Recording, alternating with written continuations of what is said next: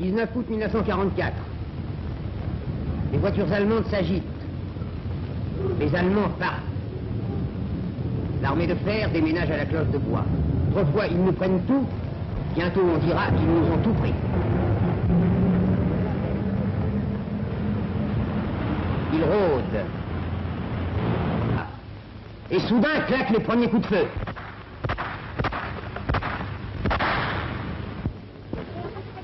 Jaillit des profondeurs de la résistance. La décision est prise, il faut en finir. Et un bruit court de bouche à oreille, aux armes, citoyens. Ce peuple sans armes a su trouver des armes. Le feu court.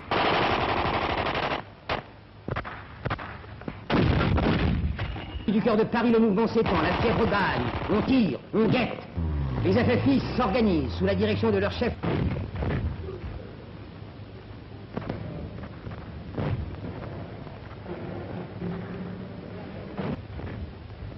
L'appel du Comité national de la résistance a été entendu.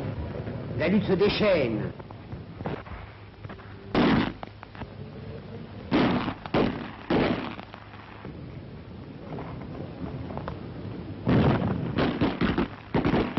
La ville s'éveille. C'est à l'affût. Mais déjà Paris a des morts à venger. Ceux-ci, les premiers de l'insurrection.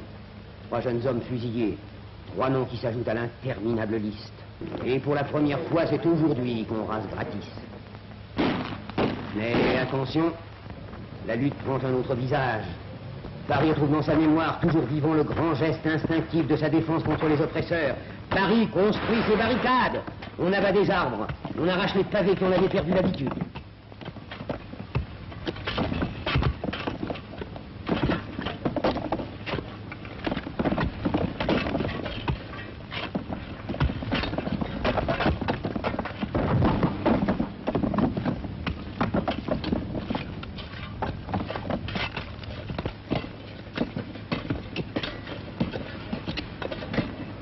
Les sacs de sable de la défense passive servent à la défense active. Partout dans tous les quartiers de Paris, tout le monde s'y met. Les jeunes filles en robe d'été, des vieux, des jeunes. Les enfants de la guerre qui n'ont pas connu les châteaux de sable prennent leur part de ce jeu terrible.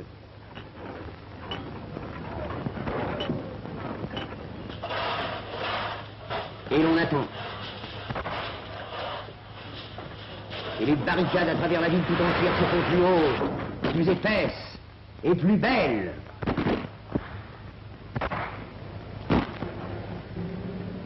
La vieille technique des grands-pères est revenue dans les mémoires. Et l'on attend encore. L'ennemi a hésité, reculé parfois. Il abandonne des canons qu'on retournera contre lui.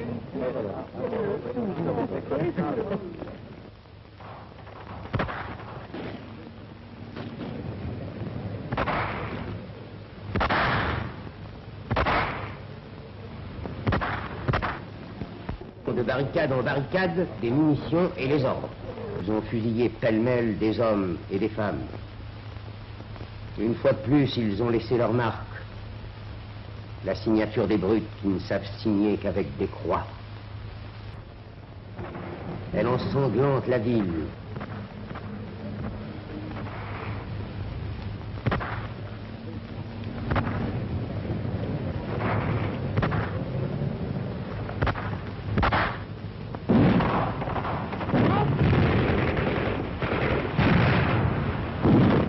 Se défend avec des mitraillettes.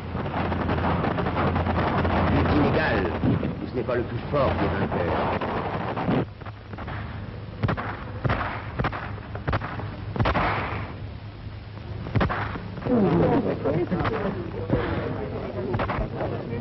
Doucement, très doucement.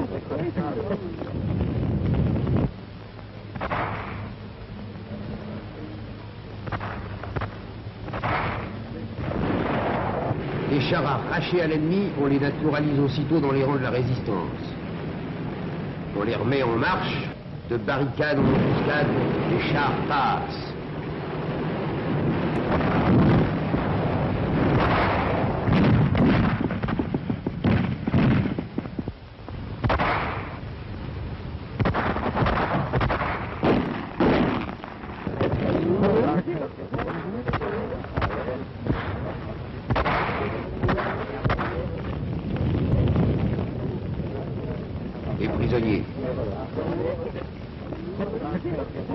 Les prisonniers.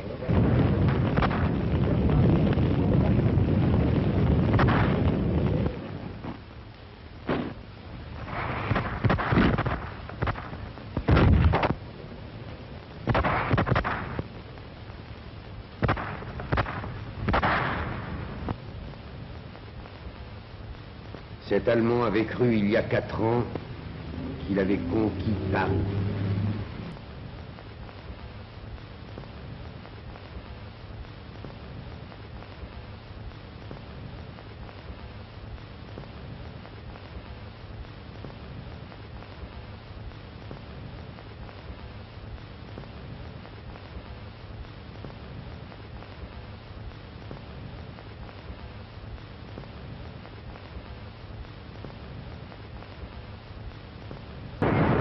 Maintenant, les avant-gardes de la division Leclerc roulent vers Paris.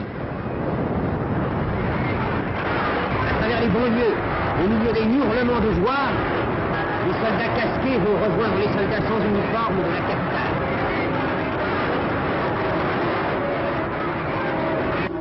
Et là, dans la lueur des torches, ils vivent avec Paris la dernière nuit d'un cauchemar de 4 ans.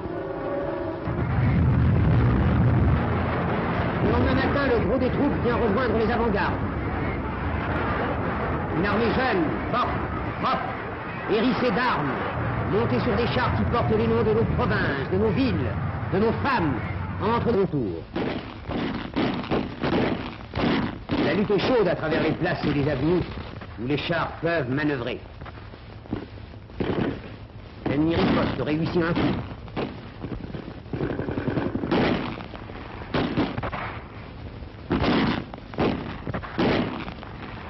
Il faut l'attaquer de partout. Là encore, il cédera, comme il cédera ailleurs. À l'hôtel Meurice, au Sénat, à l'école militaire.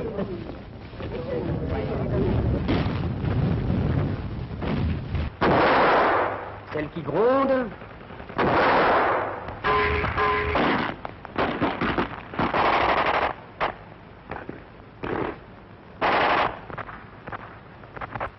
Un homme vert est sorti du Majestic. Un parlementaire. Les pourparlers sont courts puisqu'il ne s'agit que de soumission. Et désormais celle d'une prison. Tués.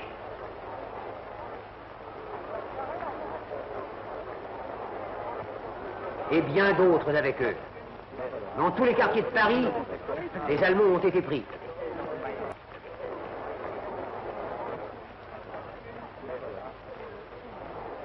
Et l'on voit où ils s'étaient crus chez eux. Ces hommes désarmés seront ce soir les seuls Allemands qui occuperont encore Paris. Paris, lui, au contraire, s'arrache à ses 4 années de captivité. Libération! Le général de Gaulle qui fut... La joie est maintenant faite. Paris déborde. Les troupes alliées pénètrent en masse. On s'embrasse. Samedi 26 août, pressé. Après les jours de bataille et d'angoisse, c'est la journée du triomphe et de la certitude.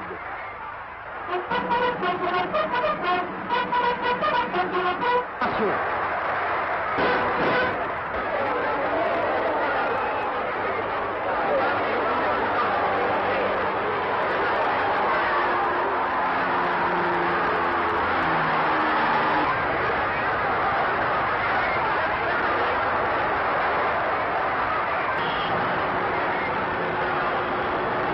De la Concorde qui plie sous le poids de la foule.